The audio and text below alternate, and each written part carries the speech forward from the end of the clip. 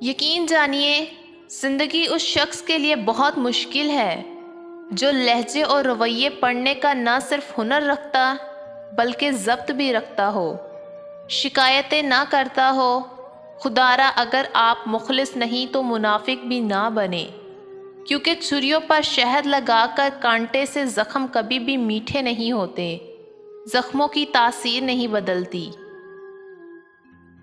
محبت ہو جانا ایک بہترین احساس ہے، مگر اسے پا لینا مکمل خوشی نہیں۔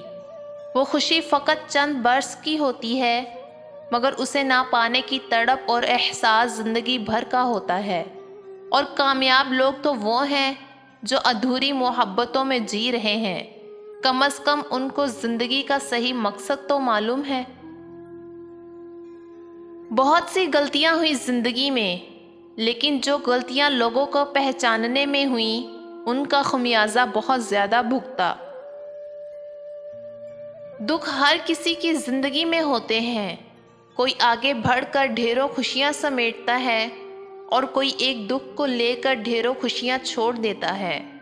آگے بڑھو، نہیں بڑھ سکتے تو آگے بڑھنا سیکھو۔ بنت حوا محتاط رہا کریں، ابن آدم اتنے فرما بردار ہیں کہ محبت اپنی مرضی سے کرتے ہیں پر نکاح والدین کی مرضی سے کرتے ہیں۔ کچھ لوگوں کو کسی نہ کسی چیز کے لیے آپ کی ضرورت ہوتی ہے اور کچھ لوگوں کو صرف اس لیے آپ کی ضرورت ہوتی ہے کہ آپ ان کے لیے ہر چیز ہو۔ محبت کرنے والوں کی کوئی عزت نہیں ہوتی، انہیں جھکنا بھی پڑتا ہے، گرنا بھی پڑتا ہے اور ترسنا بھی پڑتا ہے، اور مجھے تو مسلسل جھکانے، گرانے اور ترسانے کے ساتھ ساتھ ذلیل و رسوا بھی کیا گیا۔ یادیں بھی عجیب ہیں، انسان رہے نہ رہے ان سے وابستہ باتیں، لمحے، چیزیں ہمیشہ یاد رہتی ہیں اور وقت بے وقت آنکھیں نم کرتی رہتی ہیں۔ اور میں نے کہیں سنا تھا سب سے خطرناک بیماری کسی کی یاد کا کینسر ہونا ہے۔ مجھے لگتا ہے میں اس چیز کو برداشت کرتے کرتے ایک دن ہار جاؤں گی۔